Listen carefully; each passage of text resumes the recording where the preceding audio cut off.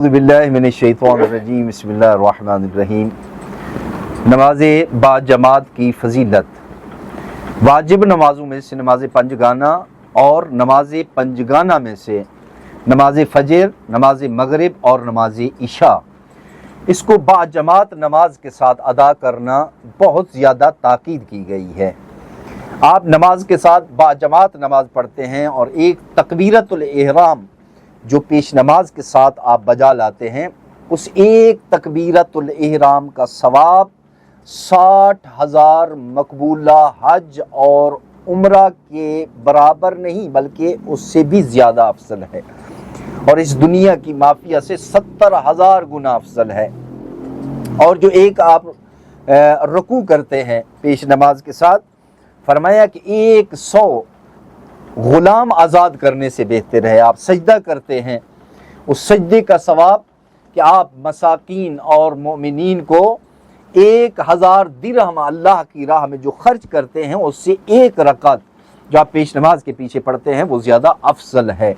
तो इसलिए नबी अकरम सल्लल्लाहु अलैहि वसल्लम इरशाद फरमाते हैं कि जो बंदा 40 साल अपने घर में फरादा नमाज पढ़े, उससे बेहतर है एक नमाज, एक दिन की नमाज पेश नमाज के पीछे पढ़ना।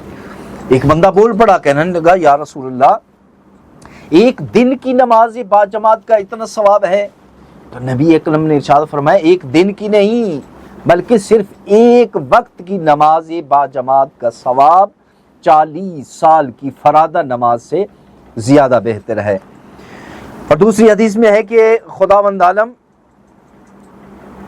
उस शख्स पर कि जो नमाज बाजमात नहीं पढ़ता, नबी अकरम सल्लल्लाहु अलैहि वसल्लम इरशाद फरमाते हैं कि जिस बंदे का घर मस्जिद के पास जिस बंदे का घर है और वो 3 दिन तक नमाज बाजमात नहीं पढ़ता, फरमाया अल्लाह, उसका रसूल और मलाइका उस बंदे पर लानत करते हैं।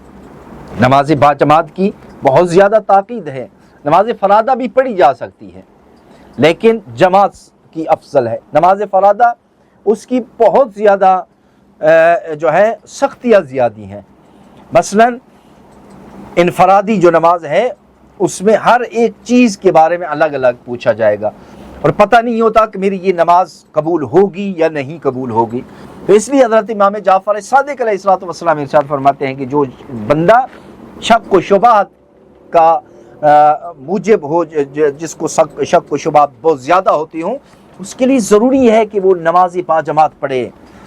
और नमाज बाजमात ऐसे है फरादा की निस्बत कि जैसे एक बंदा नमाज फरादा पढ़ता है, उसकी मिसाल ऐसे दी है कि जो बंदा करियाने की दुकान पे जाए और जाकर एक सौदा ले इनफरादी तौर पे, एक सौदा, तो उसको देखभाल कर लिया जाता है, उसकी जांच पड़ताल ज़्यादा होती है, और अगर थोक का हिसाब हो तो सारे का सारा माल जो है ना वो बिक जाता है और लेने वाला उसको कबूल कर लेता है। फरमाया ये नमाज बाजमात भी अल्लाह के साथ थोक का मामला है। इसमें जो भी शरीक होगा उसको बराबर उसका हिसाब व किताब, उसका हिसाब जो है ना उसको सवाब बराबर दिया जाएगा और इसकी ज़्यादा जांच व पड़ताल नहीं होगी। जामिउल अखबार में हज़रत इमाम रज़ा अलैहिस्सलाम से मनक़ूल है कि एक दफ़ा रिसालत इमाम सल्लल्लाहु अलैहि वसल्लम ने नमाज़ पढ़ाई और उस नमाज में बंदे कुछ थे जो जमात में शरीक नहीं हुए। चेहरे पर गुस्सा आ गया। नबी अकरम ने इरशाद फरमाया, तुम में से है कोई जो जाकर इस बस्ती को जला दे ताकि ये बंदे अपने घरों से बाहर निकलें और सीधा मस्जिद में और नमाज बाजमात अदा करें। तो वहाँ एक बंदा है, उसका भी उज़्र कबूल ना किया गया। वो बंदा कहता है, या रसूलल्लाह, मैं नाबीना हूँ, मैं तो बहरा हूँ, बाज़ औक़ात मैं अपने कानों तक मेरी अजान की आवाज़ भी सुनाई नहीं देती, तो मेरे लिए क्या हुक्म है? इरशाद फरमाया कि नमाज बाजमात अपने घर से लेकर मस्जिद तक तुम एक रस्सी बांधो और उस रस्सी को पकड़कर मस्जिद में आओ और नमाज में शरीक हो, बाजमात नमाज अदा करो। दूसरी एक हदीस में है कि जो बंदा एक अगर इमाम है और एक मामून है, नमाज पढ़ते हैं तो उसको 25 नमाजों का सवाब मिलता है, और अगर 2 हो जाए तो 25 को 25 से ज़रब दे दे, 3 हो जाए, ऐसे नमाजी अगर बढ़ते जाए। फरमाया अगर वो नमाजी उनकी तादाद हो जाए 10 और पेश नमाज पढ़ा रहे हैं उनको, फरमाया उनका सवाब ऐसे है कि जिसे पूरी कायनात के दरिया, समंदर, ये सब सियाही बन जाए, ज़मीन व आसमान कागज़ बन जाए اور یہ تمام درخت کلمے بن جائیں، جن و انس ملائکہ اس کا ثواب شمار کرنا چاہیں تب بھی اس کا اجر و ثواب شمار نہیں کر سکتے۔ تو اس لیے معصومین علیہ السلام نے ارشاد فرمایا کہ جو بندہ جماعت میں شریک ہوتا ہے اور جا کر پہلی صف میں کھڑے ہونا بہتر ہے، بلکہ بہترین ہے۔